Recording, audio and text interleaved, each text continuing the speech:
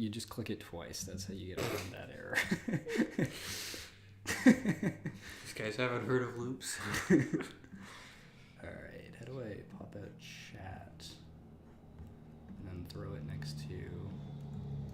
I almost just ended our stream like 2 seconds in. Alright, let's wait for a couple people to show up. Will this appear? Like, let's see, we're like roughly a third of the screen right there. Is there any way to check this? Maybe if I switch back and forth really quickly. Okay, that should be on screen, right? Yeah. What? They should be able to see this. Oh, they have to see the chat? No, they have to see, well, I'd like them to be able to see the guide. Who's Martin Fowler? It's this guy Carlos recommended. He's an object-oriented web guy. Uh-oh. OP. He's British, though. Oh, I do like British guys. I like their accents. It's kind of I don't know. There's something about it that seems like they have expertise. Did he recommend you like a bunch of different people? He was saying last time like thought leaders, which I thought was interesting. Who? Carlos. He was like you kind of choose like 3 or 4 people in the industry who you really like, and then go after them. Yeah, I've done that. They're not. This guy isn't one of them, but none of the ones that I have are in web. Yeah. Specific reason for targeting web today? Everybody's on about it, and I don't. Yeah, I don't know. I've been having thoughts about serialization and then state management and how you build distributed systems and like managing data. Like, I'm trying to have a better understanding of like the basics of why we're writing software and what the problem is that we're solving originally, right? And like, there's a bunch of second order problems around those problems of like, all right, how are we going to leverage multiple machines to do this better? And the web seems to be like the dominant, how do we have multiple machines? Yeah. Right. So like REST, I'm curious about, and HTTP, and then what the architecture patterns are for maybe using multiple machines. Because like I could just sit here and make up like, oh well, like I could have my own ideas about how we should parallelize things, but we've got a bunch of experience doing it. Maybe they know something. They probably do. Yeah.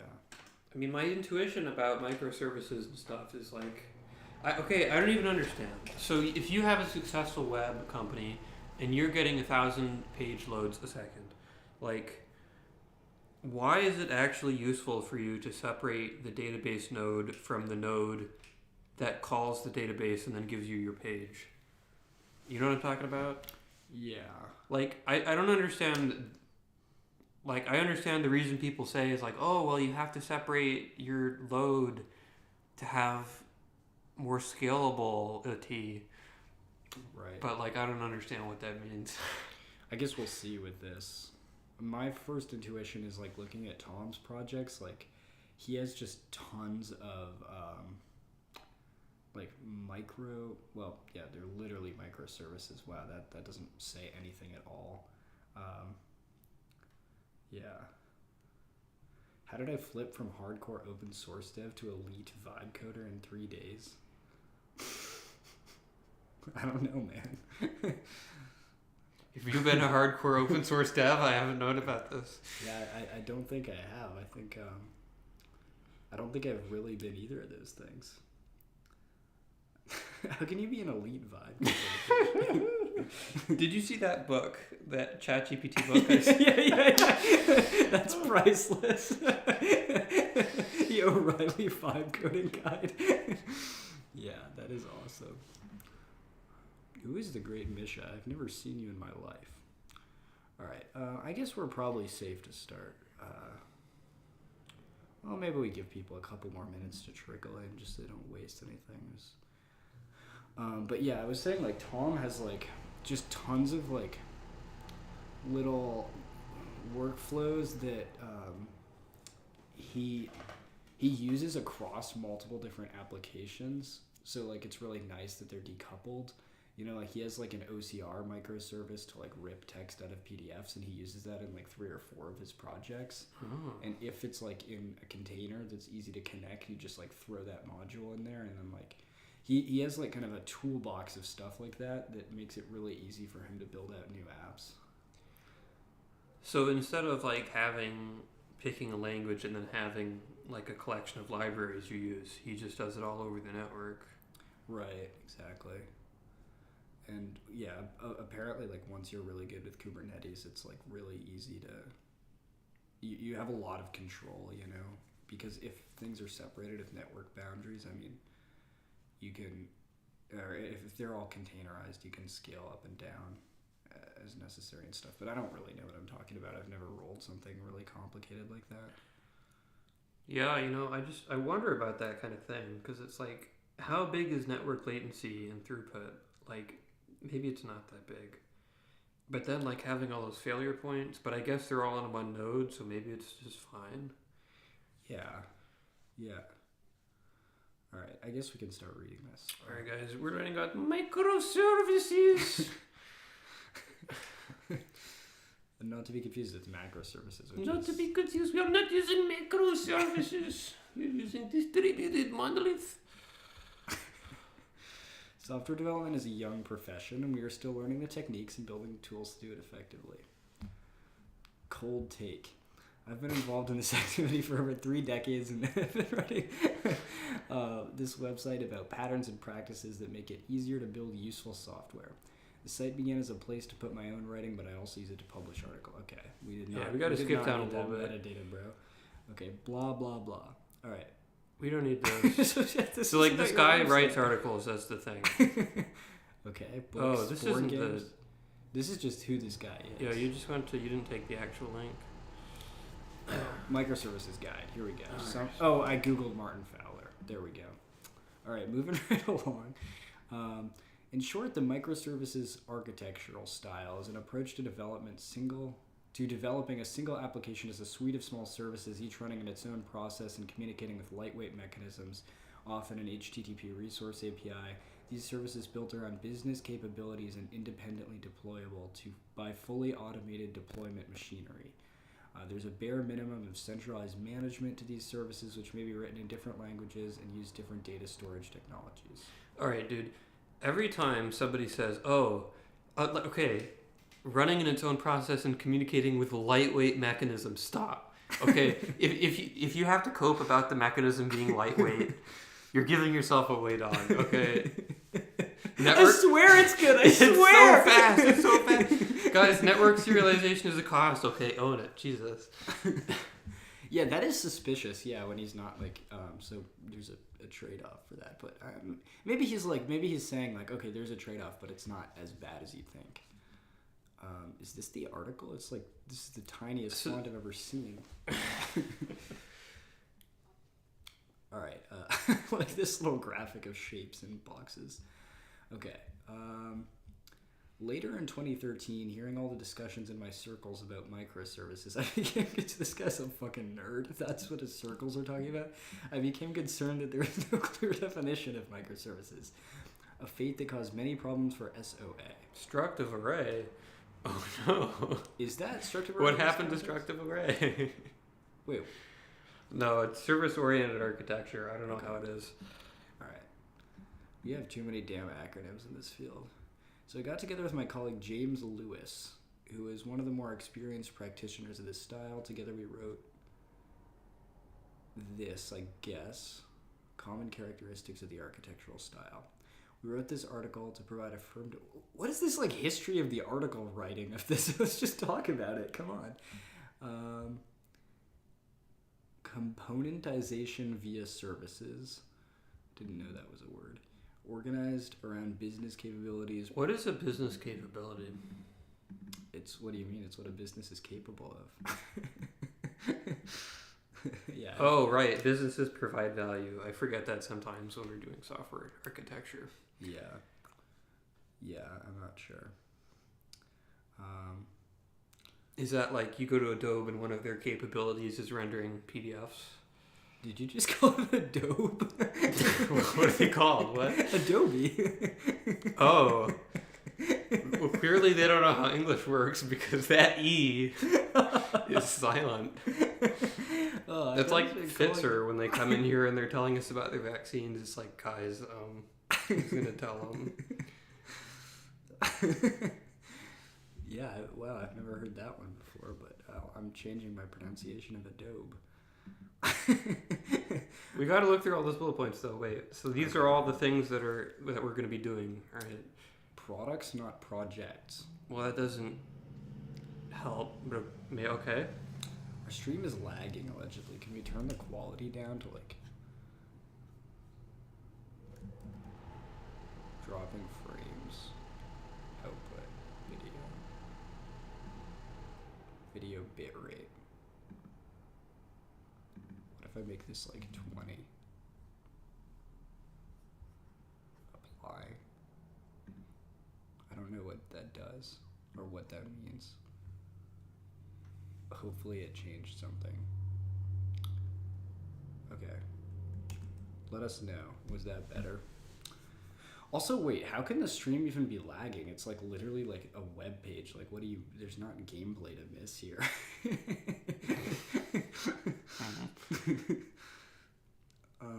Okay, smart endpoints and dumb pipes. What is a pipe? Why do we need pipes? And why is it dumb? Decentralized governance. Okay, so like are the pieces governing each other? Centralized data management. Okay, so they're maybe storing data in each of their microservices instead of in a central database or something? Yeah, I guess that's the point. Like each microservice might have its own database. Yeah, maybe infrastructure automation.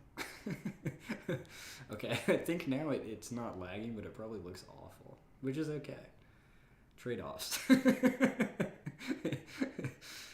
Design for failure. That doesn't seem like a good... Don't you want to design it to work?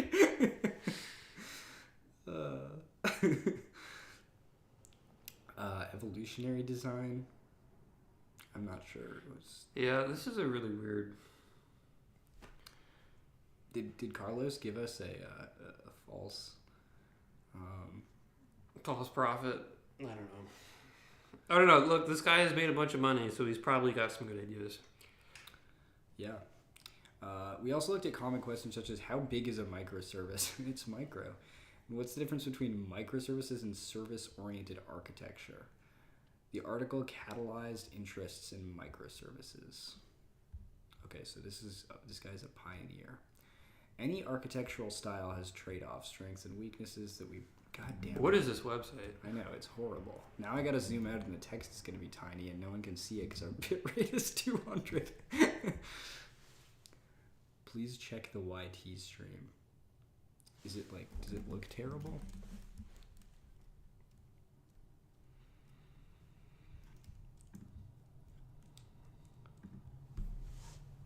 Let me just leak my, oh, we're good.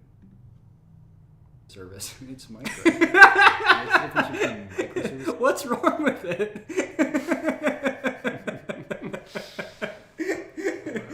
Is my internet this bad? I don't know. Allegedly. Why are you guys complaining? Okay, so I guess 200 is kind of low. Is it? I mean, that's quite a difference from 250. No, it was like 2,500. Oh. Okay, what if we make it 1,000? Then it might lag again, but it's a trade-off. All right, we'll see if this updates. Okay, is that clearer? It's hard to tell. Let me just leak my, oh, we're good. Service. It's crazy. I guess, well, if it's still bad, the chat will tell us. Fix it in post. What the fuck? What's my window manager doing? Get out of here, Ghosty. Okay. While it's a useful architecture, many, indeed most situations would do better with a monolith. Okay, so... Wow. Yeah. Way more base to take than I was expecting. Yeah, very, very nuanced. Strong module boundaries reinforce modular structure, which is particularly important for larger teams. Independent deployment. Simple services are easier to deploy, and since they're autonomous, are less likely to cause systems failures when they go wrong. Technology diversity. Okay, I don't know about that one. You can mix multiple languages. Okay. You could frame that in two different ways. You know, you can mix multiple languages, but also like, why is this guy so damn blurry? So okay, that didn't really fix it. As long as the audio is okay, though, you don't really need to see this. Distribution are hard. Well, if they only have audio of something, you do have to actually read the headers and tell them what's going on. Of the article. Yeah, I mean you're just saying things, right? But like you're not communicating the structure. True. He's fixing it, I hope. Yeah. Shit. I can't believe I have to do this. Less likely to cause systems failures when they go wrong. Technology diversity. Okay. 1 FPS, but at least I can make out the words now. This is beautiful.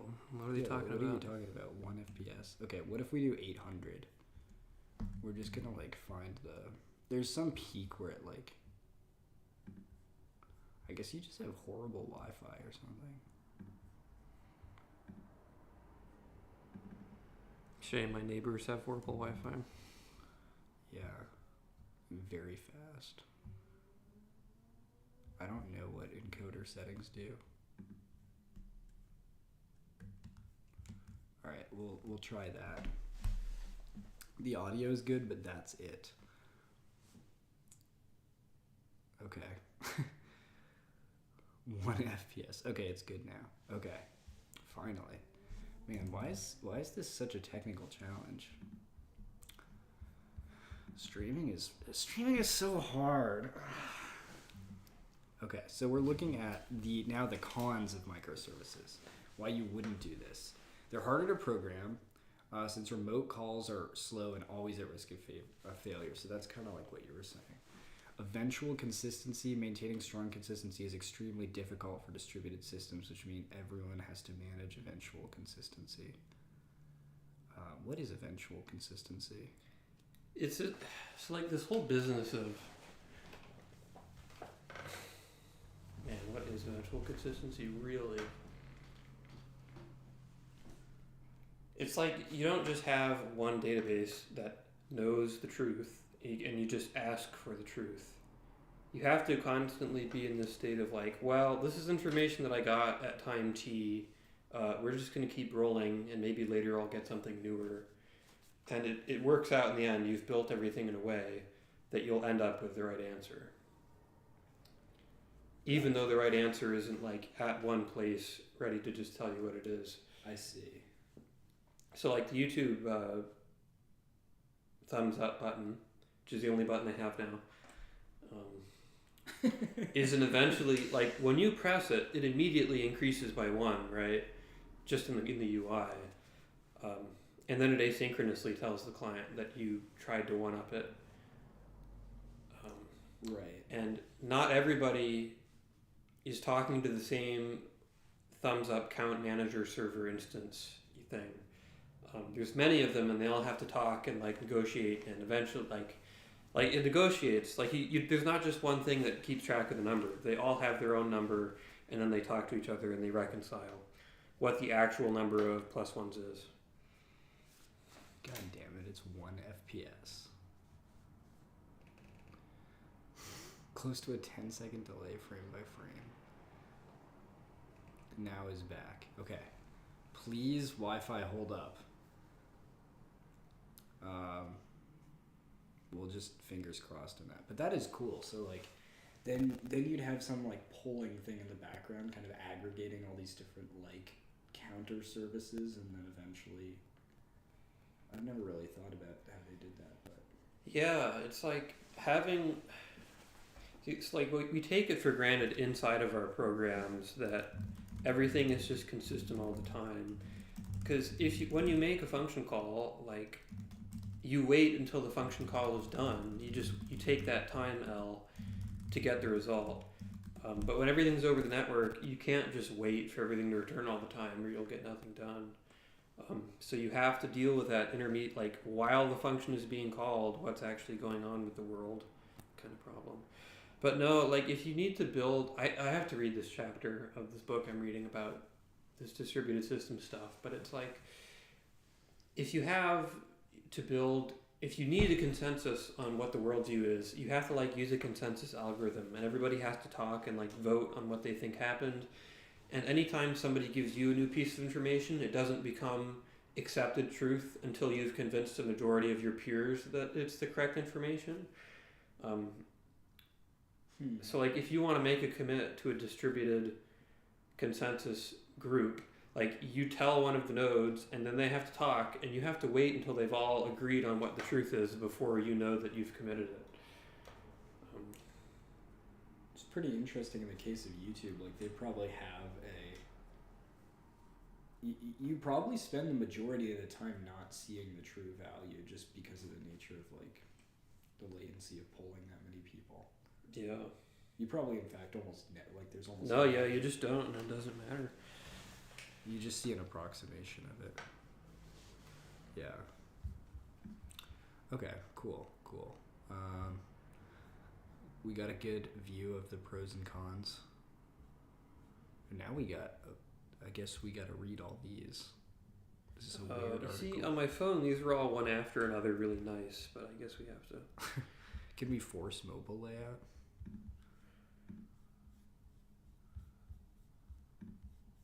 Yes, we can. Nice, wow. Nope. Shit. Fuck you. We knew you weren't using that. Can't we force it without showing this? Dock side. Get DevTools MCP? No way. You can't escape it. It's everywhere.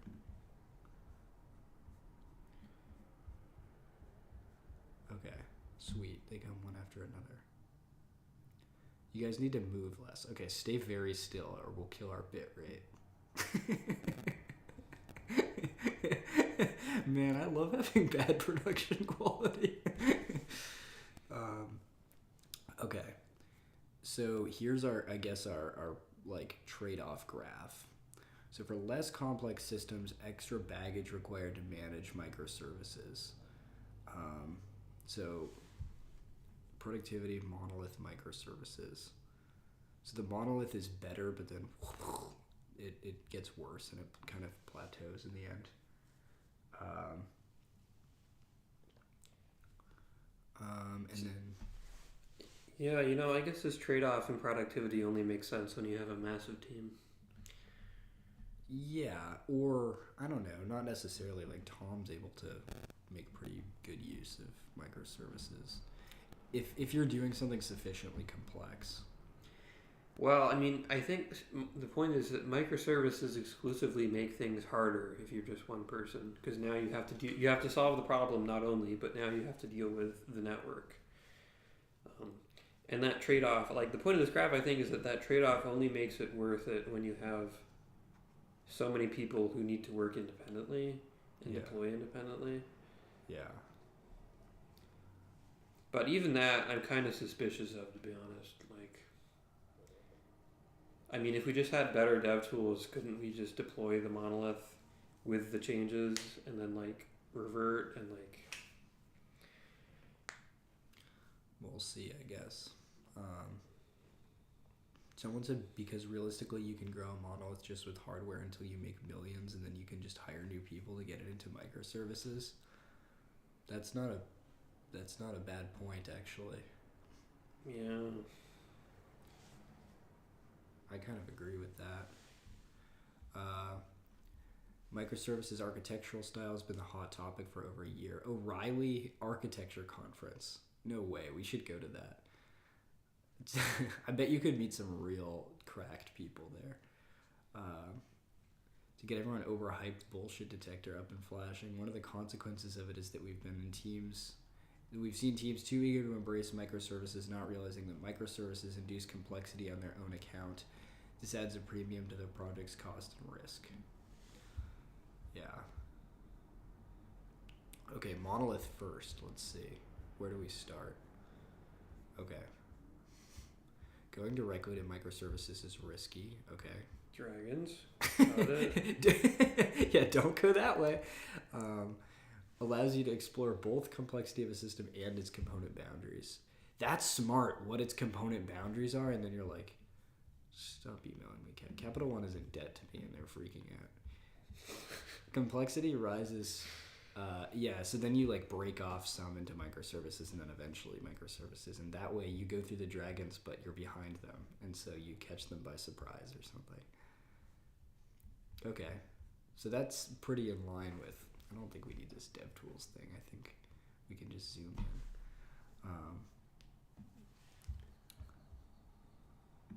How do I close this bad boy? Is it even possible?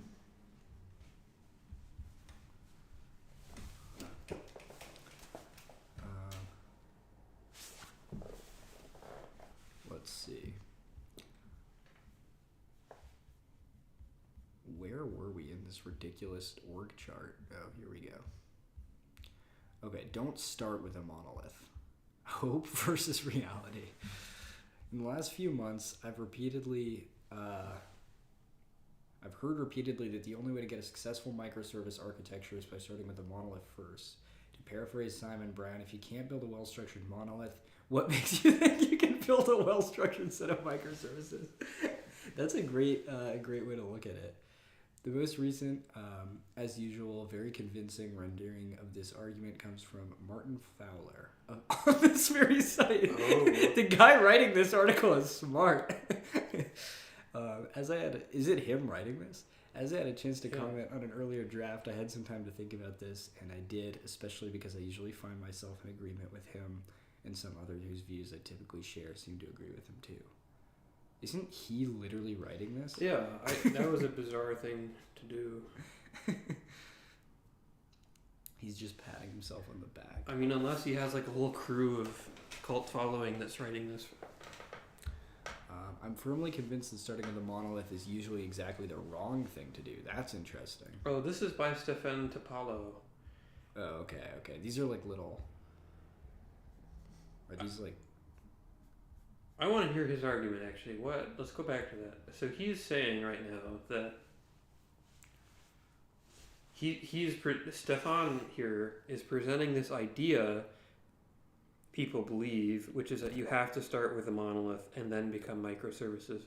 But he's saying that he disagrees and that you should just start with microservices. Yeah. Which is interesting, but I really liked that argument about like finding the boundaries within the monolith. That makes sense to me. Yeah, it sounded like he was arguing the other way. Yeah. Should we go into that article or should we keep going with this one? Yeah, I want to. Is he throwing shade right now? He says the most recent and as usual very convincing rendering of this argument comes from Martin Fowler. Is he calling Martin Fowler a politician right now? Yeah. Or just that he's very convincing because he's usually right.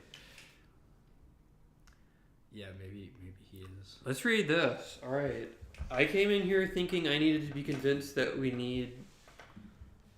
Actually, I'm so turned around at this point. Don't start with a monolith. You missed the ... When your goal is microservices architecture.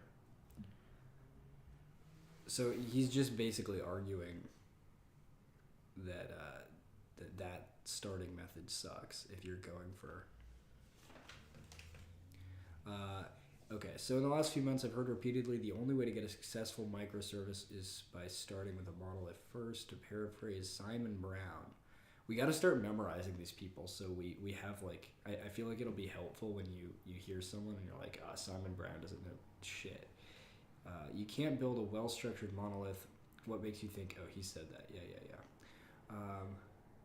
And then Martin Fowler talking about it. Okay, I'm firmly convinced starting with a monolith is usually exactly the wrong thing to do.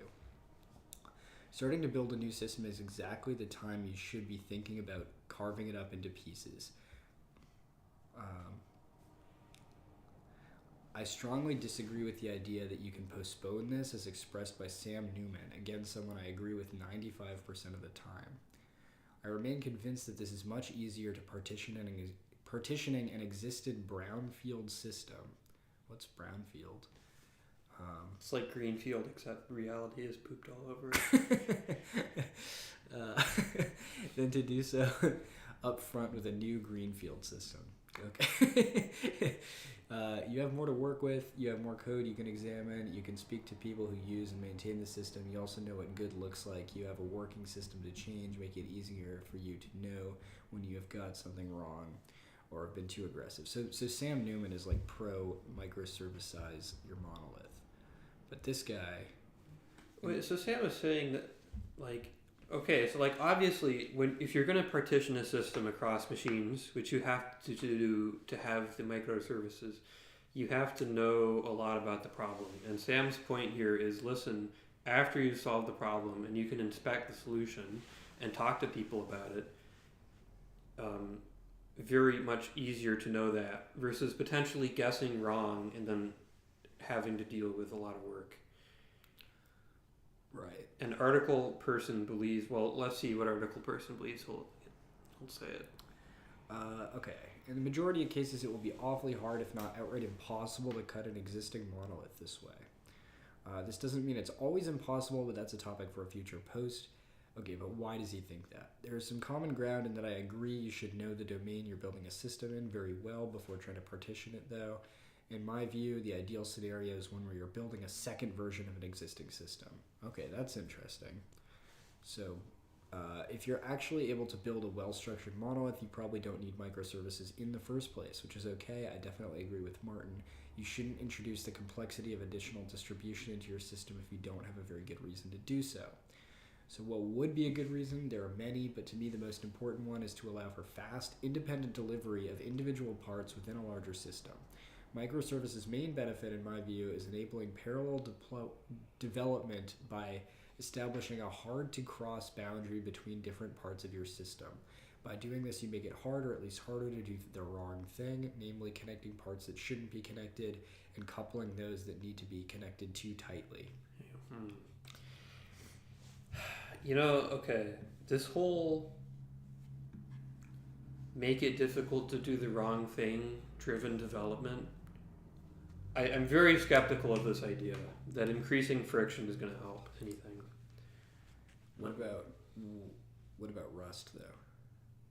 There is no friction. Rust is perfect. What do you mean? Yeah, but well, okay, I see what you mean. Like, what do I mean? Well, like, yeah, it's like you have to obey some very specific, like, strict compiler rules. You could say that's friction initially, but like anyone with experience knows that those compiler rules actually remove like a ton of friction later on. So, well, I mean, no, like I use unsafe all the time. The compiler rules are very annoying. Like, sure, they do give you some benefits sometimes, but that's also kind of a different situation than what this guy is talking about, I'll argue. Like, so if you're going to decide to put massive barriers in between certain parts of your program, right, there's a risk that you do that wrong. And if you do that wrong, you then have to overcome the massive barriers that you've created, right? So, fundamentally, like, there's no... Like, you had to know what the barriers were. And if you knew what the barriers were, just do it right. Which, like, maybe if you're on a team, there's some nuance there. But, like, I don't understand. That's not... Yeah, I mean, that's like putting a class hierarchy around everything so that your architecture is beautiful. Like, stop. Well, I mean, maybe you just have to work with bozos. Maybe that's the reality of the situation. You got to be making the bozo-proof trade-offs sometimes. I mean, if this is just about bozo-driven development, I guess this is BDD. maybe that's real. No, BDD is very important. How do you think Microsoft gets anything done? They don't. What are you saying? Yeah, I mean, No, at Microsoft, if a team is being unperformative, what you do is you say, okay, listen, you can only use this JavaScript framework. They add another JavaScript framework to the file explorer, for example, and then that team is only allowed to write code that is inside that JavaScript framework. yeah. And if you see a different framework, you have to talk to that team instead of writing the code.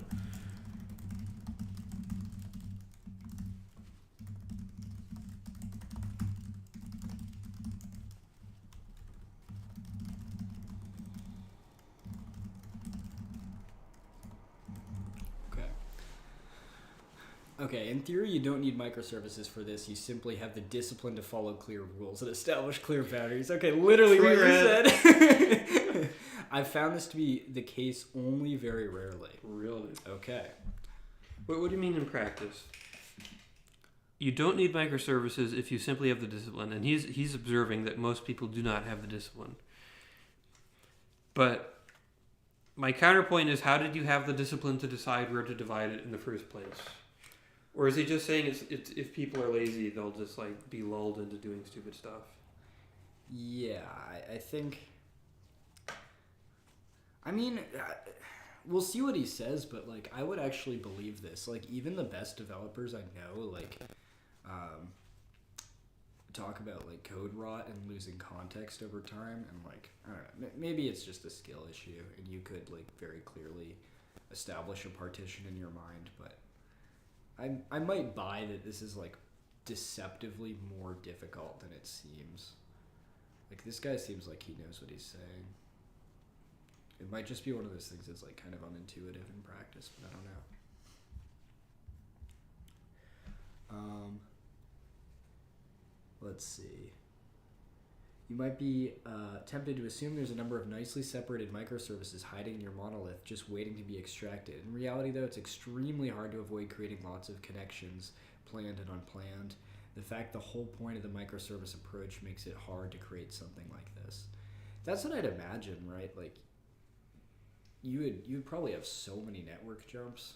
It's like this web that it would be tough to separate. This just feels like you're bad at programming, bro. like building these separable is like the whole point of like you have to do that. That's how you write big programs. Yeah. So should we keep going on this article, or should we go to the main one? And we could hit endless. Oh, this article is kind of short. But if you start with a monolith, the parts will become extremely tightly coupled to each other. That's the very definition of a monolith. Okay. The parts will rely on features of the platform they all use. They'll communicate based on abstractions that are shared because they all use the same libraries. They'll communicate using means that are only available when they're hosted in the same process. And these are the only technical aspects. These are only the technical aspects. Far worse than that, the parts will almost freely share domain objects, rely on the same shared persistence model, assume database transactions are readily available so that there's no need for compensation. Even the very fact that it's easy to refactor things and move them around, all in the convenience of your IDE's view of a single project, is what makes it extremely hard to cut things apart again. It's extremely hard to split up an existing monolith into pieces. I strongly believe, and experienced from a number of recent projects confirms this, that if you start out, you should think about the subsystems you build and build them as independently of each other as possible. Of course, you should only do this if you believe your system is large enough to warrant this. It's just you and one of your coworkers building something over the course of a few weeks. Okay, yeah. You don't necessarily have to.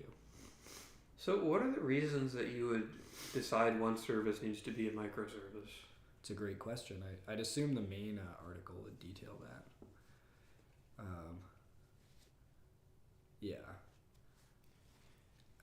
This it seems like we more or less see what's this guy is saying, right? He's just it's harder than you think it is to just throw something into microservices if it's pre-established. Yeah. I guess that's like when I take developer advice, it's like that's not the kind of advice I usually take though. Kind of sad. It's like I just want to hear the facts, bro. So these are other articles that are related, I guess. Maybe we just go on to the main part. I mean, there is no main article on this page, is what I'm realizing. It's just sub articles on microservices. Like I want to still think about what that guy was saying. Like this is an important problem because you do have to break. Well, I guess here's what I'm wondering. I don't know too much. I don't have a lot of experience, but my current hypothesis is that when I do know all of the things that I will know in a year, I'm just going to be able to upfront look at the situation and ask the right questions and do the right thing the first time, most of the time.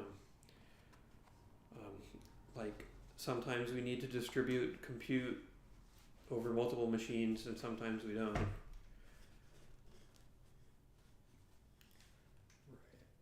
Yeah. I mean, chat messages that are worth responding to. This business about we're going to be sharing domain objects and stuff. Like, I want to go through that exact list, and if anything, there's anything in chat. But he's like, listen, you think that you're going to be disciplined and not sort it out, and then here are all the things that are going to happen. So the parts will rely on features of the platform that they use. I don't fundamentally understand what that... Like, yeah, you're doing computations, you're on a platform. What does microservices change about that? And why is it so bad to rely on your platform? Rely on features of the platform they all use. Bitrate is quite crunchy. Cool. Rely on features of the platform they all use, like the common programming language, or what?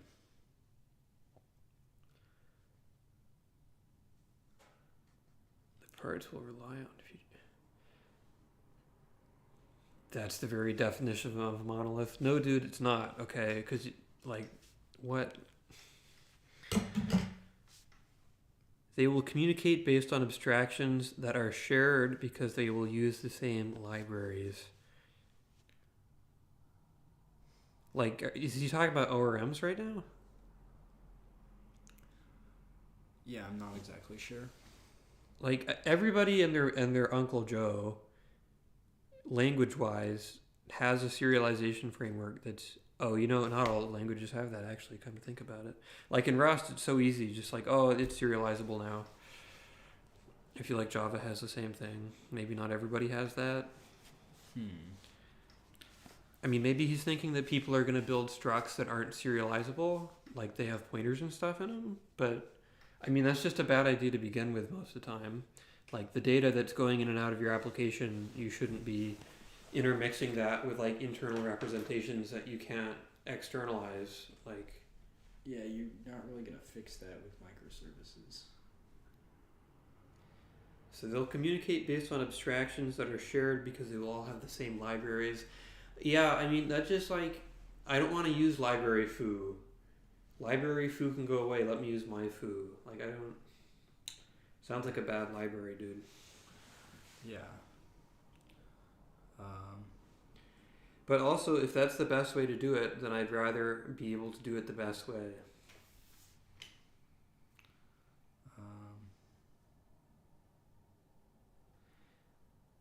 You can rely on your own platform, but maybe the dashboard is not a lot of computational power as well as settings. But when it came to retrieve data, you maybe want microservices to be in another server.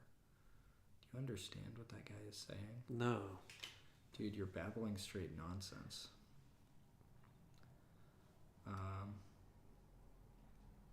And also, with Docker and Kubernetes, you can auto-scale how much container for that microservices you want to use. Okay, but like this is kind of unrelated to the problem we're discussing. Like you can do that to a monolith too. Just throw more compute at it. The problem is, how should we divide the problem over network boundaries? Does that help us?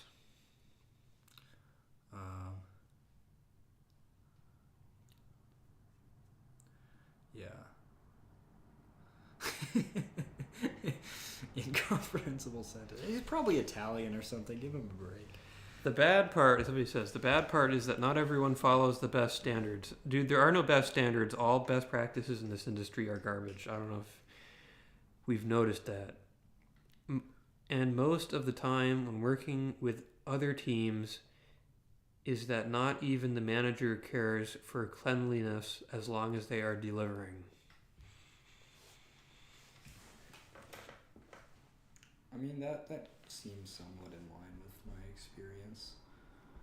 Managers, at least, like,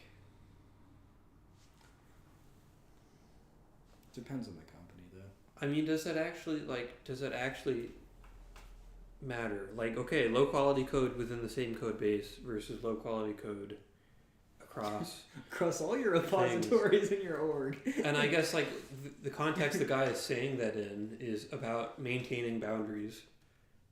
So like I guess if you have the person who's making the boundaries is much smarter than the person writing the code, and this is a way for them to like retain good architecture decisions, then fine. Yeah, microservices, that sounds like a real plus. But like this article kind of feels like it's like not actually saying what it's saying. Like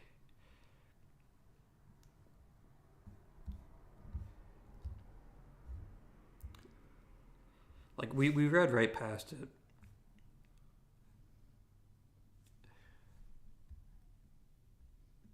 Starting to build a new system is exactly the time when you should be thinking about carving it up into pieces.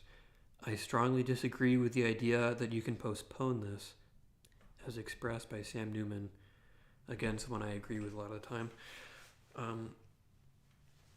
It's just like the actual variable that's interesting here is if you know how to divide the problem, and you will need to divide the problem, then you should divide the problem. But if you don't know, and you try to guess and you get it wrong, that sucks. And if you don't know and you like, maybe you will succeed, and then that's not a problem. But you're not just going to randomly succeed. Everything we do is really hard.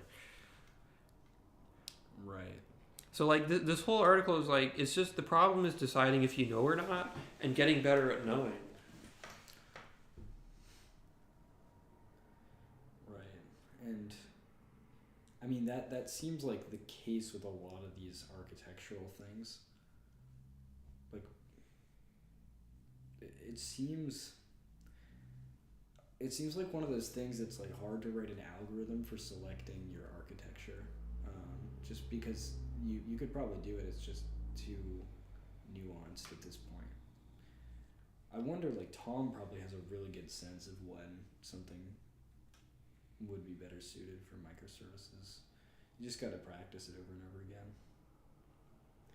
Well, it's like there's only so many reasons to do distributed compute. Like it's either CPU contention, storage contention, and what these people with the microservices are arguing is that there's a third potential constraint which you might need to get around, which is organizational efficiency. And maybe network I/O, I don't know. Maybe you could add a few other constraints, but that's really it. It's just those constraints. And if you're just one person and you're building some large thing, it's like, oh, I have too many requests per second. I see that we're making many I/O calls on the database. I've looked at the schema. We can't do anything about it, so we're going to have two databases now and route between them.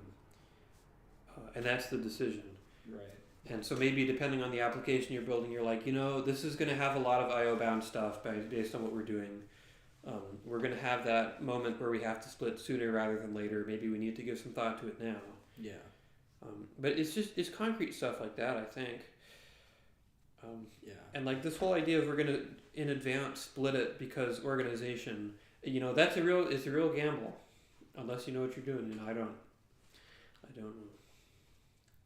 Yeah, it is a real gamble. I mean, what Tom was saying in the Discord earlier about if you don't have something, your project isn't something that you can compile and demo and show to somebody, and you don't have like a base layer of services or whatever going on, that's not much better than just having an idea in terms of getting other people to be useful. Right. Yeah. Yeah. That is a good point. Well, do you want to keep? What do you want to do? There are a lot of other articles in this, right? I mean, there might be more. Oh, he has a section on Agile. Oh no.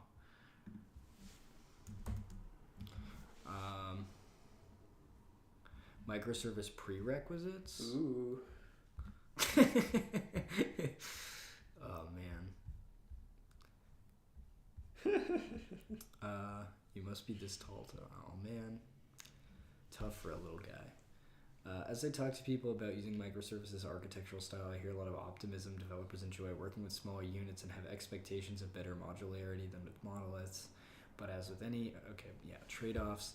In particular, microservices, there are serious consequences for operations who now have to handle an ecosystem of small services rather than a single well-defined monolith. Consequently, you don't have a single certain baseline competencies. You shouldn't consider using microservices style. I'm also curious, like, microservices seem like they're separated by network boundaries, but could you have like a microservice architecture within like say like a game or like your application that's like fully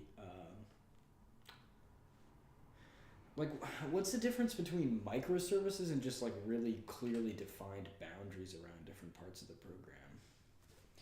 I think that, my rule in my mind is that you have to be communicating over network ports, and it's like you can have that all be on one node and the port just goes to the same machine.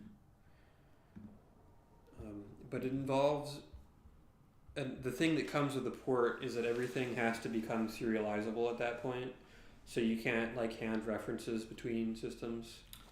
Right. And to do that, you have to have this whole like concrete idea about what the stuff being transferred is. Yeah, I could see how that would be potentially a bit of a bottleneck, but I don't know. I don't have enough experience to really say. Okay. Rapid provisioning. You should be able to fire up a new server in a matter of hours. Naturally, this fits in with cloud computing, but it's also something that can be done without full cloud service. To be able to do such rapid provisioning, you need a lot of automation. It may not have to fully automate it to start with, but to do serious microservices later, it will need to get that way.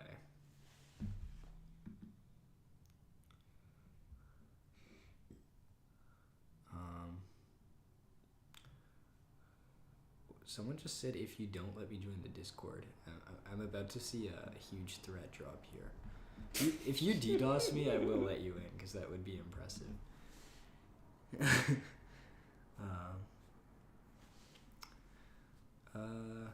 Okay, basic monitoring. With many loosely coupled services collaborating in production, things are bound to go wrong in ways that are difficult to detect in test environments. As a result, it's essential that monitoring regime is in place to detect serious problems quickly. The baseline here is detecting technical issues, counting errors, service availability, etc., but it's also worth monitoring business issues, such as detecting a drop in orders.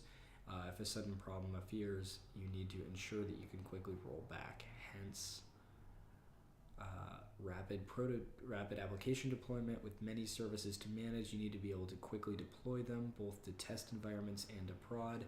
Usually this will involve deployment pipeline that can execute in no more than a couple of hours. I hope it's less than a couple of hours. Some manual intervention is all right in early stages, but you're looking to fully automate it soon. Okay. Dude, I hear some crazy things about like Google, where it's Everything is so like you can have a new version of code running in production on a subset of users in a minute. Seriously? Yeah.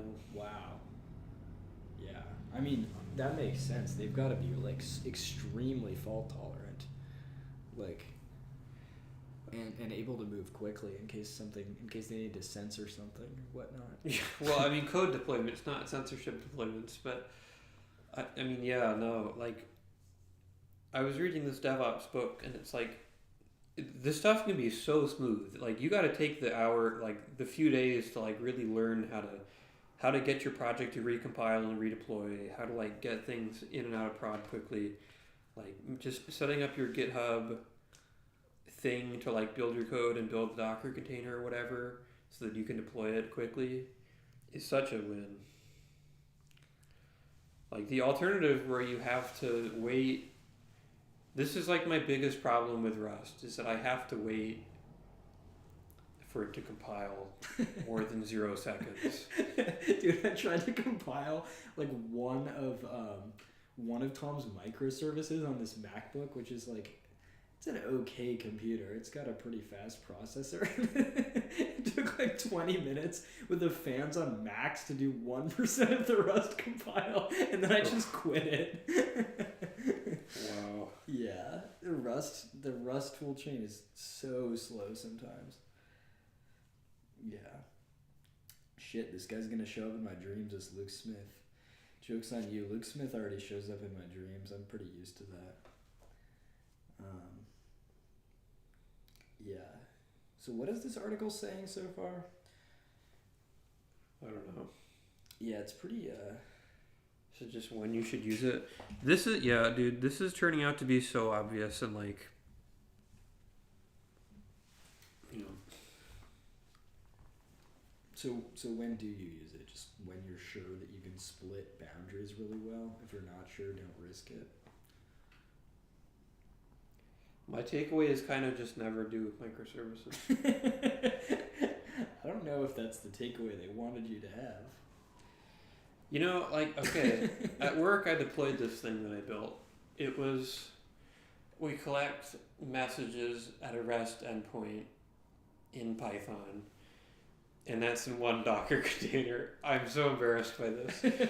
And then it connects to RabbitMQ, which is in another Docker container on the same machine. These are all on the same machine. What does RabbitMQ do? It's like Kafka, where it just, you give it messages and it maintains a queue of messages that you can read off of from other places over your network. Okay. So I have RabbitMQ that stores the thing that Python put into that. Okay. Like, I couldn't just put it into Rabbit from the external system for other reasons. And then I have another process in Rust which reads out of RabbitMQ, and it writes into a database the updates after, like, it has to shuffle them up a little bit. And then there's another service in Python that reads from RabbitMQ and just takes, like, security access logs and sends them to our security access logging system thing for legal stuff. So did you like? This is 5 Docker containers. You put your print statements in separate Docker containers too, really? I know. And then I had another one that was. Oh no, I didn't. Oh yeah, I did. I had another one that was Nginx, so that I could put all these behind like a proxy wall around Nginx because I'm paranoid. And it's important that we don't get. Like I didn't want to fuck anything up, so I put another layer around it. Yeah. And then I tried to put Kubernetes around that, but they were like, "No, Eric, that's enough." Thankfully. But so I have 5 containers, and it's just so silly. But like, okay, in retrospect, so like that I guess is microservices done really dumbly, but I don't actually understand how that separates from like regular microservice use. But like those all should have just been one thing. I shouldn't have even used Rabbit. I should have just used files. Like I should have just taken the 10 minutes to write out message queue in file. Like, we have the file system. All RabbitMQ does is put the messages in files. Yeah. It's a little cleverer than that, but not that much. Yeah. Like, why was this necessary? Yeah. Message queue doesn't seem insanely difficult. Do you know what event-driven architecture is? Are you able to describe that? I don't know what everybody thinks it is, but like, yeah, I guess I don't know. I don't know what the important bits of it are. Yeah, Tom is huge on EDA. He keeps telling me to look into it. Have you ever used an RPC framework? What's RPC? Remote procedure call. I have not. What is that? What is that? It's like, so you have some kind of shared definition, say it's in protobuf or whatever, and it's like, listen, the server has these functions you can call and you can give them these protobuf objects that we serialize, and it will respond with this type of protobuf. And then you generate for your server stubs or whatever, and you just implement those. And then you can call them from your client.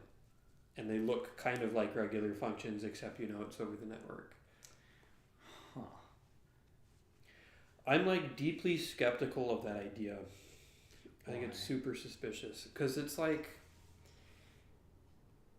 very clearly in my mind, I don't know what it is, but network crossing communications clearly need different thought than local function calls.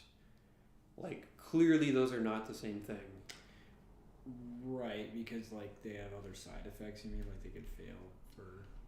I mean, they can fail. There's the whole network latency, which means that you have to think about everything in terms of batching and pipelining and like being efficient. Yeah. Well, okay, but I could maybe see a case where you could throw out worrying about those things and like that wouldn't be an issue for, I don't know, if you have a very simple application, but maybe you just always want to be more robust with error handling and your control of. I mean, but it's not just that. It's like this spidey sense I have about what am I even doing in the first place? Like, what am I doing? Why is it that I'm like this coupling that I'm introducing where it's like, listen, I'm going to give you an object and I need you to give me this thing back. Like that immediately is like, no, this is not an actual boundary that I think it is. I'm doing something wrong. Okay, we got some messages on EDA, allegedly. So EDA is more of a mindset. I think the important part is that you make and send an event or a bunch of them, and the events are guaranteed to all get, okay, I'm dyslexic. To get to all the, why can't I read right now? To get to all the producers, even if they were not online at the time this event was sent. Okay, and the order of the events are guaranteed to be right. So,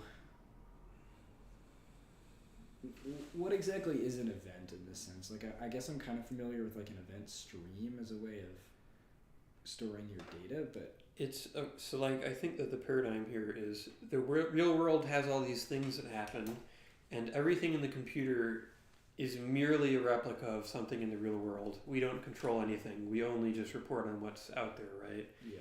And so an event is just an encoding of something that has happened. And when you come at it with that angle, things get a little simpler in that. Like you can't find out that an event was canceled. Like the event happened. You can't find out later that it didn't happen. Right.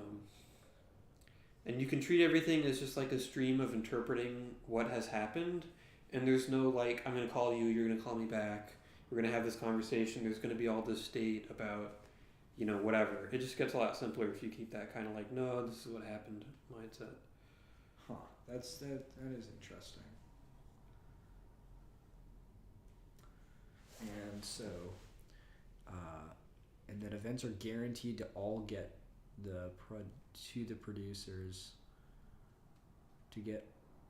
are guaranteed to get to all the producers even if they were not online at the time the event was sent. What's a producer in this case? I think he means consumer. Yeah, that makes sense to get. Yeah, I don't know. Well, so like when we're writing one program and we call a function, there's this assumption that the function is going to come back within a reasonable amount of time, and we're just going to wait for it.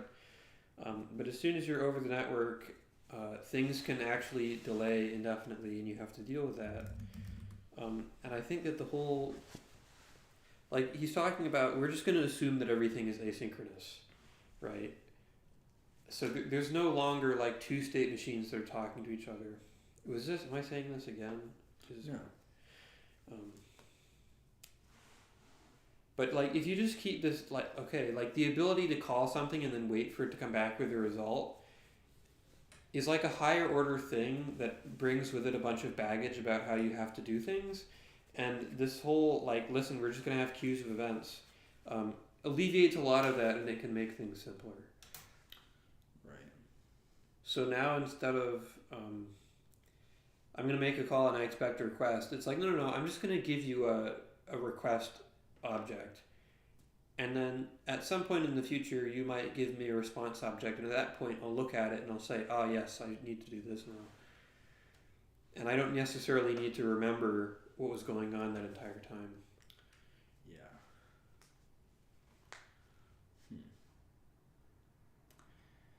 There's like a lot of these architecture patterns, and like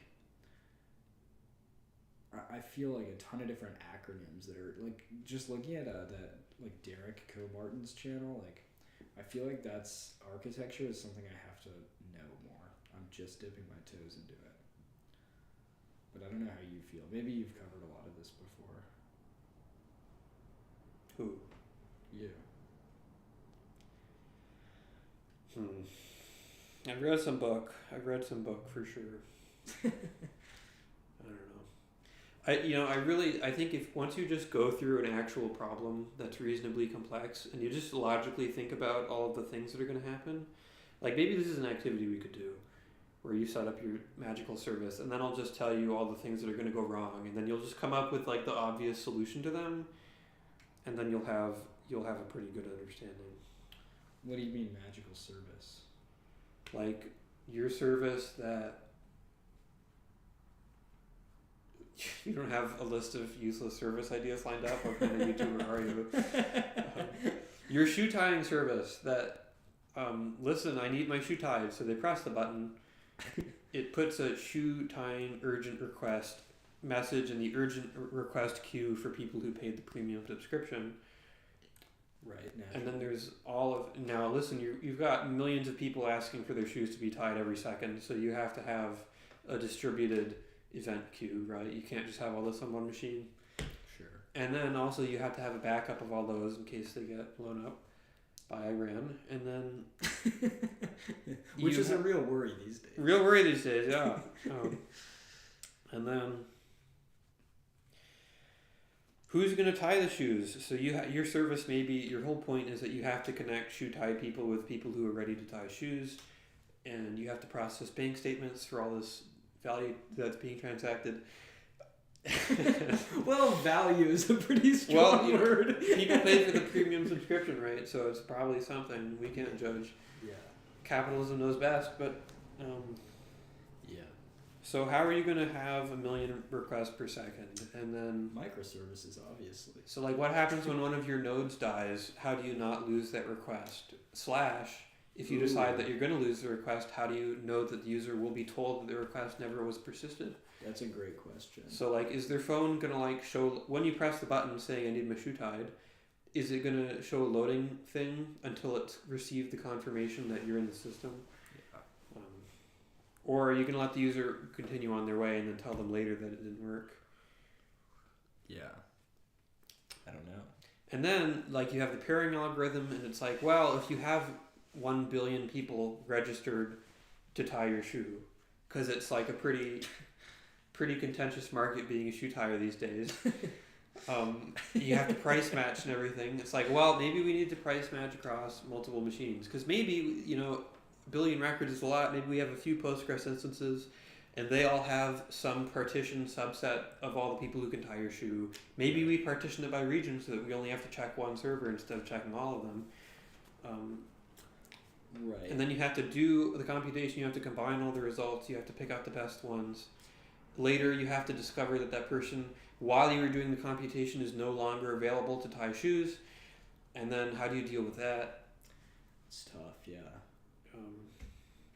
Yeah, and You know. optimizing by region is smart, but you might want to also pick surrounding regions where users have fast cars because they might be able to tie your shoes in time too. There's a lot of edge cases. Yeah, you know, maybe you have like a novelty experience where you want somebody from a different country to tie your shoe. Yeah. Yeah, plus yeah, like you know how Uber you can get different kinds of rides, like yeah, you might want. Okay, someone dropped this which I thought might be interesting. This is a big boy. Learning topology, preserving data Oh, please. Apparently this is gonna be a pretty beefy. It's an arxiv. Alright, how do we open this? Oh no. Oh no, it's a bunch of Russians. This is gonna be really tough. I was gonna say this is the test. You have to have a PhD to be able to read PhD articles because the web is so confusing. No way you got it. Yeah, I know. Pretty. It's like pulling the sword out of the stone. Yeah, pretty crazy. Can we get a better reader than this? Topology. Open up Syoyak. Have you seen this PDF reader? It's pretty nice. There's no way it's nicer than the one that you're leaving right now, dude. It is. Just trust me. Okay, if it'll open. Not looking good for it so far. That probably ended up in my downloads. And my goddamn window manager is acting up. Fuck. Yeah, you're right. Maybe this was not worth it. It's time for Linux, bro. Oh my god. Yeah. Yeah, it probably is. How do I open PDFs? Shift O. There we go. Man, Mac needs to swoop in and just like, listen, I know you guys can't build a window manager. We're just going to declare bankruptcy. We're going to build it for you. I mean, there's an okay window manager. See, dude, every single time I see to use it, it doesn't work. Alright. I don't know what topology is, but I'm excited to learn. Isn't topology like, I only vaguely know what topology is too, and I'm taking like a topology class right now, but you take 2 FPS.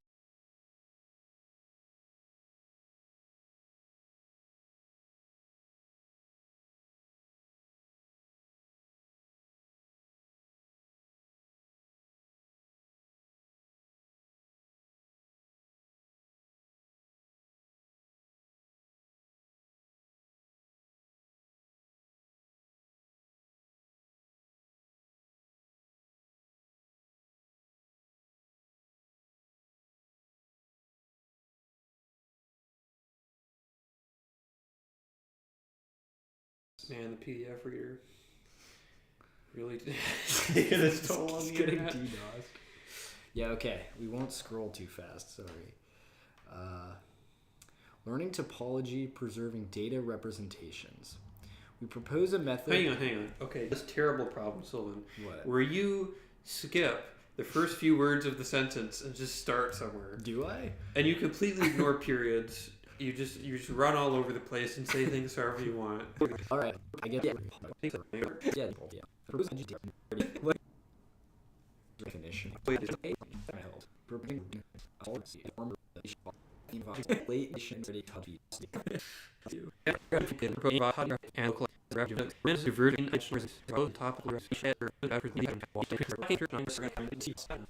chat will have insight.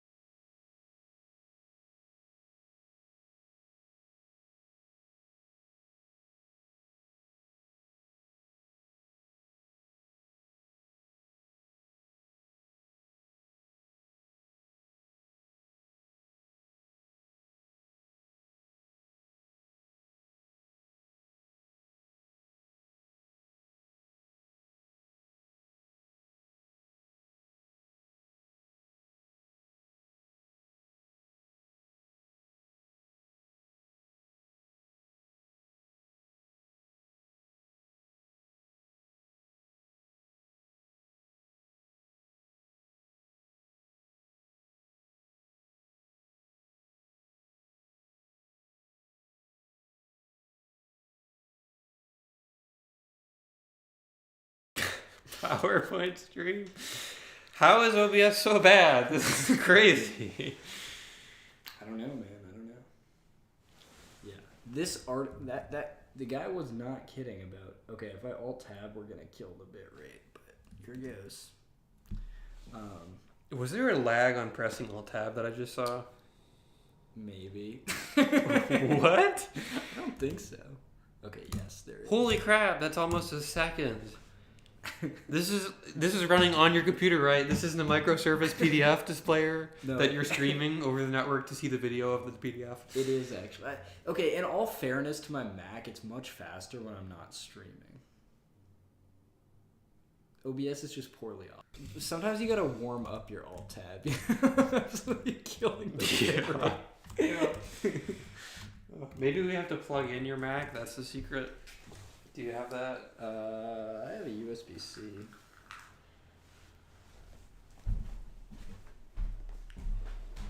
Yeah.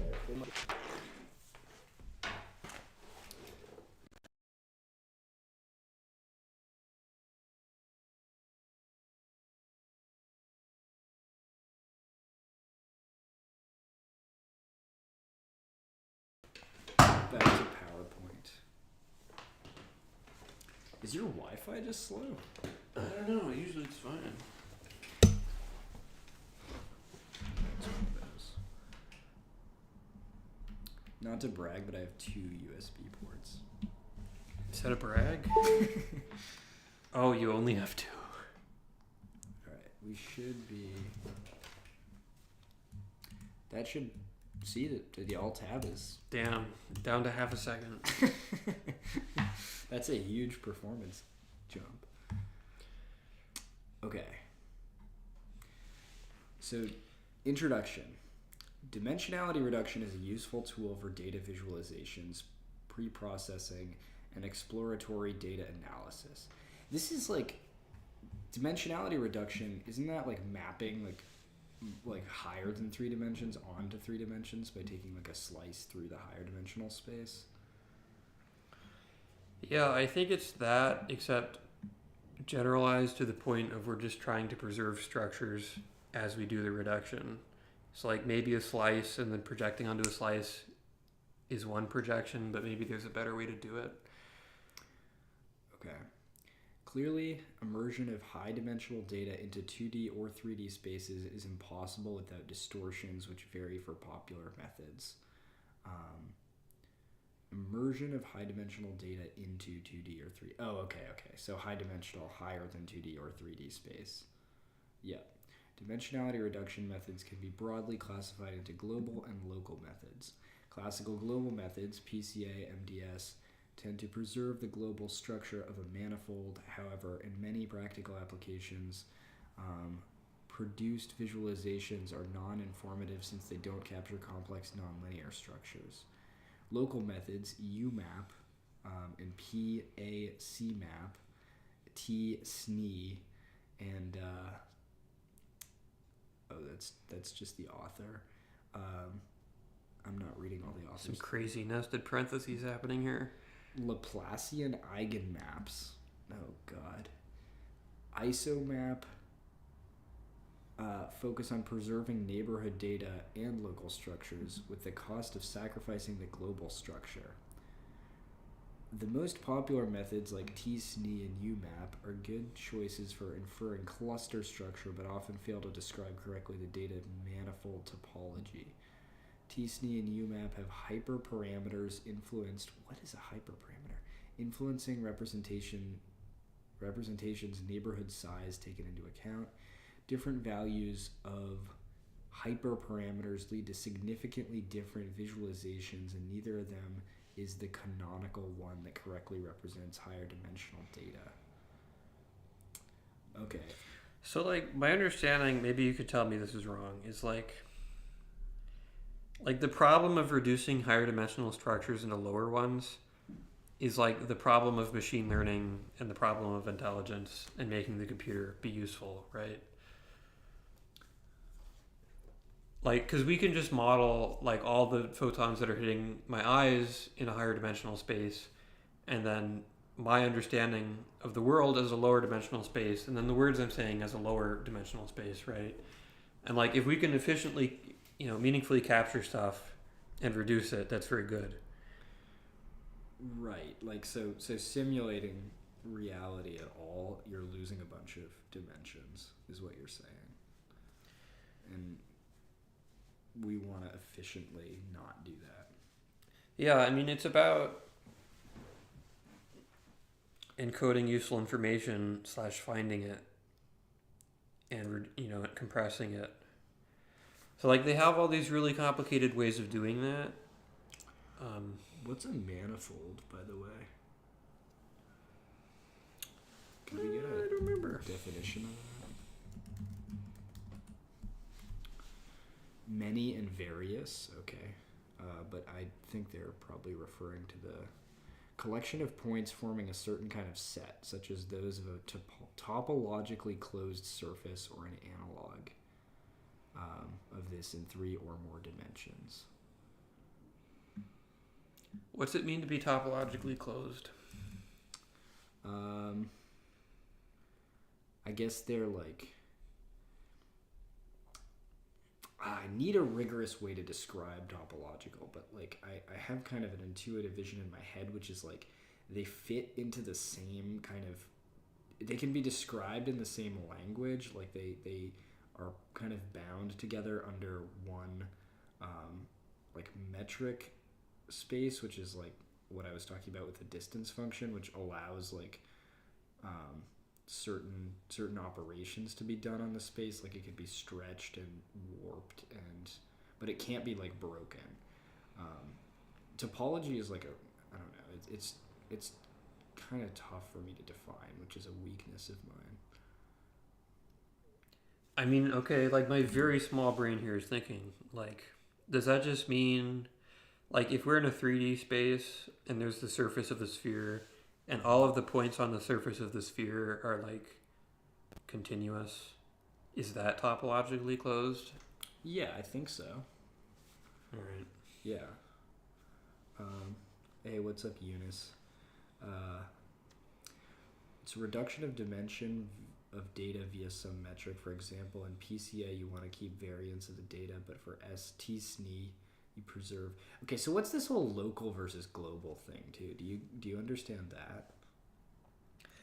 I mean, it's just like very hard to make algorithms that do these things, I'm assuming. And so the local approach is like, look, we're just going to pick a bunch of sample positions and then go look around those and find some cool structures and reproduce those in the output. Versus the global approach is maybe, look, and we're going to do something that takes an aggregation of all of the data, and then maybe we'll recursively do something to get a better approximation, but we're going to start with using everything as the approximation. Okay. Good guess. We have the answer on what a hyperparameter is, too. It's a parameter of the algorithm of the model, since the model can have parameters. I honestly, that just sounds like a parameter to me.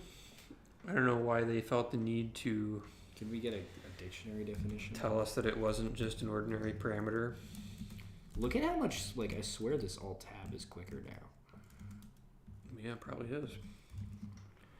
Hyperparameter. Okay, it's too mathy. I don't really get that. Is a parameter of an algorithm of the algorithm of the model. Dido, you're not invoking confidence here with your command of the English language. I mean, maybe this is just like math people not grokking that code and data are the same thing, and they're like, oh, we need to specify.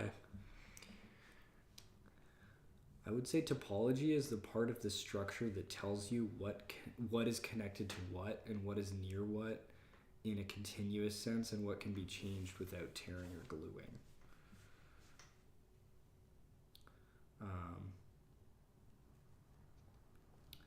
Okay, cool. I mean, hey, reading a paper way above your level, I think at least we're trying to understand what a manifold is.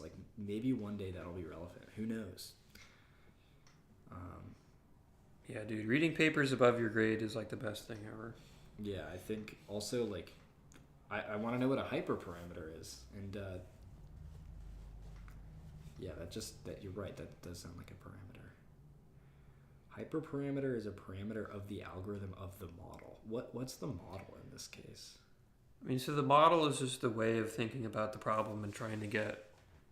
I mean, that's my guess. Yeah. And then the algorithm of the model. So I guess the model allows for multiple algorithms. That's it's a little goofy. I mean, okay. So math people have this way of using the word algorithm that's like not algorithm. how we would do it. Yeah. What does H index mean, by the way? I'm curious about that. It's just some mental health cope for not being smart enough. I don't know. Couldn't be me. Probably stands for heroin. Okay. So we fully understood that first paragraph. Yeah, trivial. We take a different perspective on dimensionality reduction. Oh, finally, the T. We propose the approach based on topological data analysis, TDA. Obviously, everyone knows about TDA. Topological data analysis by, well, let's not even say. We all know who. It's notorious. Is a field devoted to the numerical description of multi-scale topological properties of data distributions by analyzing point cloud samples from them. TDA methods naturally capture properties of data manifolds on multiple distance scales and are arguably a good trade-off between local and global approaches. Capture properties of data manifolds on multiple distance scales? So that sounds pretty big brain. The state-of-the-art TDA approach is kind of topo AE by Moore. However, it has several weaknesses. One, the loss of the term is not continuous, or the loss term is not continuous. So, I guess that's some kind of margin of error. And two, the nullity of the loss term is only necessary but not a sufficient condition for the coincidence of topology, as measured by persistence barcodes. What does that mean? What is a nullity? And what's a coincidence of topology?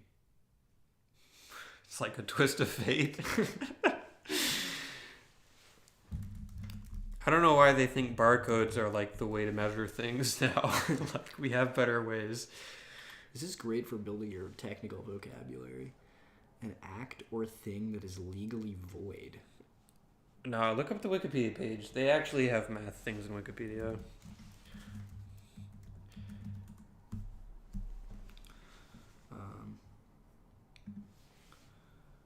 This is Dictionary for Normies, Sylvan. I want Wikipedia. Oh, my bad.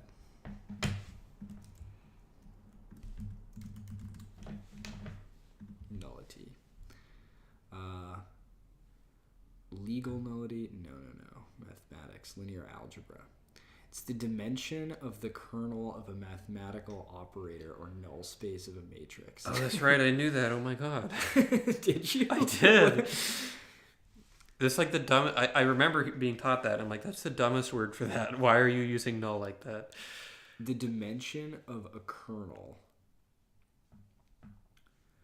Oh, H-index is a way of grading scientists based on their publication citedness. So, like 0 for both of us and everyone here probably. I wrote stuff for my school newspaper in high school.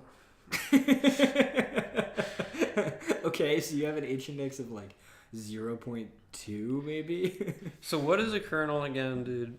Just remind me. Yeah, remind me too. I'm a math major. The kernel of a linear map, also known as the null space or null space without a space,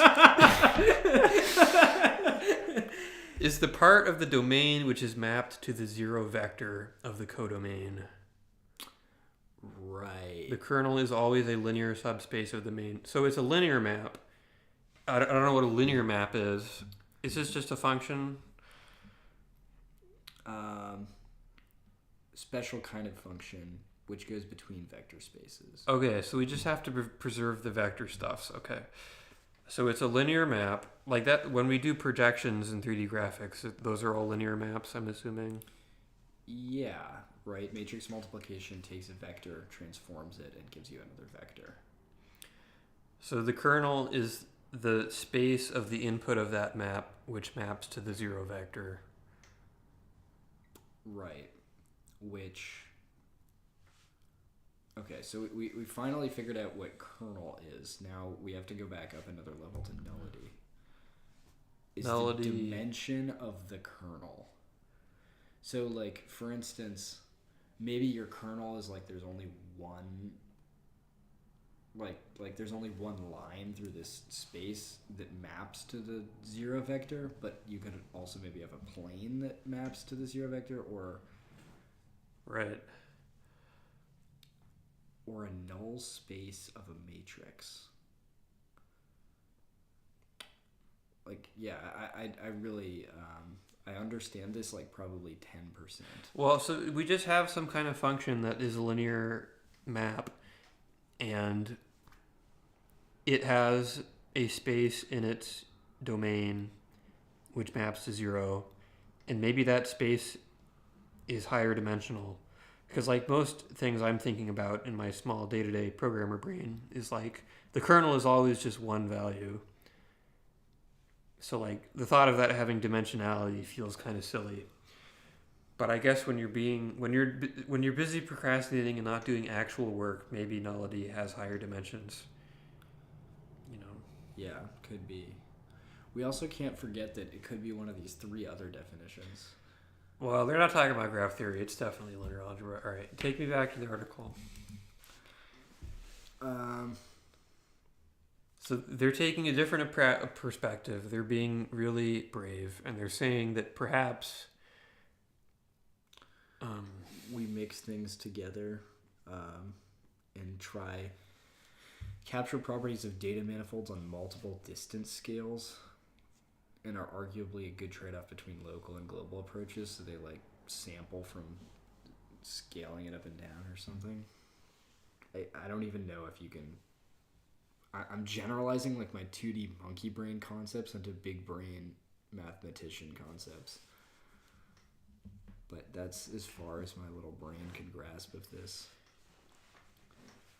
it's crazy because this stuff is all probably pretty reasonable and intuitive, but there's just so much words.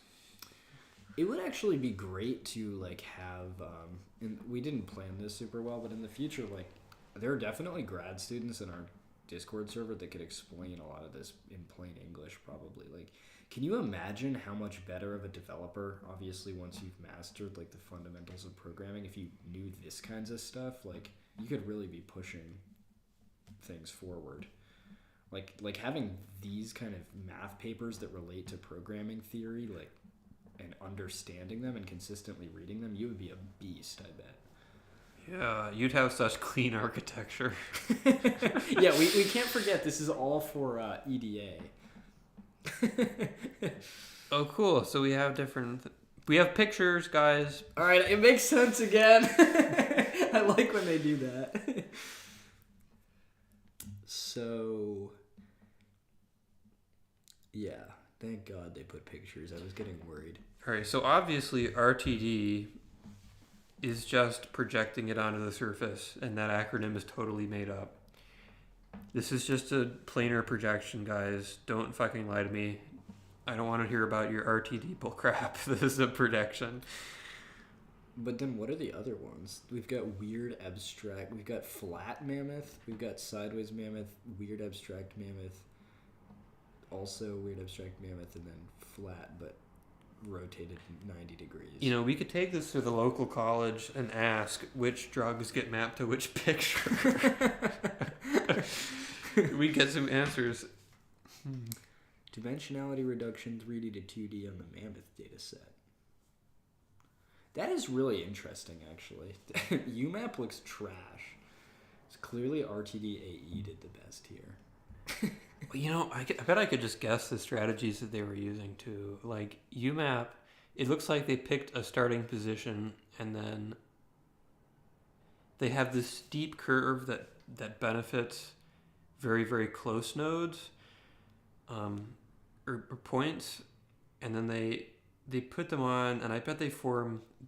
I bet you take the first point in the 3D space, then the next point, and then the third point, and you take the distance from those 2 points, and you pick left to right, and you just put it there. And then you keep adding points like that and forming a mesh, and you do it in that order. And then you get this sort of business, right? Because it looks like they started on the spine, Yeah. and those were all the things that were closest as you traverse the structure that way.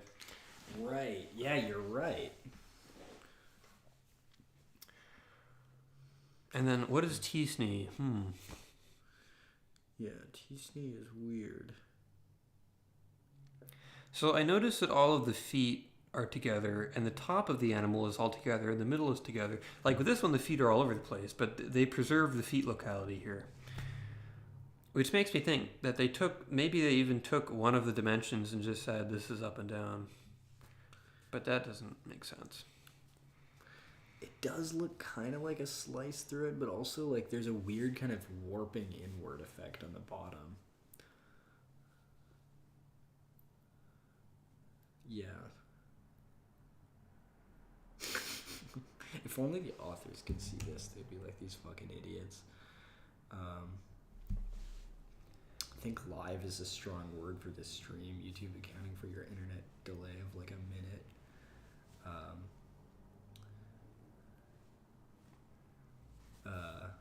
How am I doing real analysis but not understanding linear algebra? Okay, real analysis is real. And Hey, linear algebra. Imaginary. Linear algebra is hard, guys. Okay, real stuff is easy. I do real stuff all the time.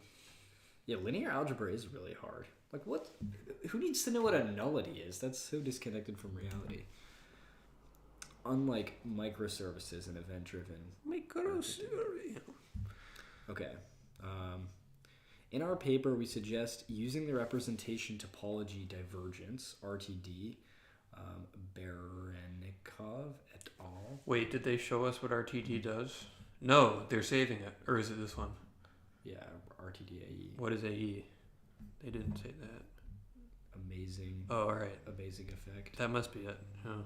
So they can't just be proposing linear projection right now, because it feels like they're memeing us a little bit at this point. Yeah, there's no way. Like, I can do that in Blender, dude. RTD measures the topological discrepancy between 2 point clouds with one-to-one correspondence between clouds and enjoys nice theoretical properties. The major obstacle to incorporate RTD into deep learning is its differentiation. There exists approaches to the differentiation of barcodes, generic barcode-based functions with respect to deformations of filtration and to TDA differentiation in special cases. What's TDA again? Topological data analysis? Yeah. Yeah, right, obviously. Yeah, I think that's what TDA. Topological data analysis, yeah. Man. You know, I'm just trying to... So, like, I work with healthcare data, and I'm looking at this. I'm like, how is this related to healthcare data? So, like, exploratory data analysis is something that I know at least people do with our data, where they're looking for diseases that get caused by such and such food or whatever, right? Yeah. And I'm just trying to put that together with this, and I can't really do it. Yeah. Abstract mathematical nonsense will do that to you. I mean, can we just say that the set of diagnoses is a vector space, and it's that obvious? Like, there's a million or so unique conditions that we have cataloged. That's one of our axes. And then, man, I gotta go back to college, I guess. I'm gonna be obsolete in a few years. Yeah, you're gonna be. If we just read these papers every once in a while, like, that's probably all you need to do. Yeah, I'm gonna have a conversation with one of these scientists. I'm like, well, I really like UMAP the most, because look at how it kind of looks in this picture. You know, it just makes sense, you know. Yeah, this is really the real reason you're doing this, is to be able to network with people. Oh yeah, I'm a big RTD AE fan, and then they'll instantly know you're a Chad. Yeah, a lot of people, those people who proposed RTDAE, they were really just kind of asking for attention, honestly. Like, that's clearly just linear projection. I would like to read articles. Like this one might be like a peg too high out of my H index, which is 0. But like reading articles that are slightly more theoretical that kind of force you to learn some math and learn some technical jargon, I think is really good. I've read some nice algorithms papers that just describe how to do the algorithm and what properties it has. Real baby stuff. Yeah, maybe we should start. See if anyone here says anything. Best way to learn these concepts, they have technical jargon that is assumed by people of the area.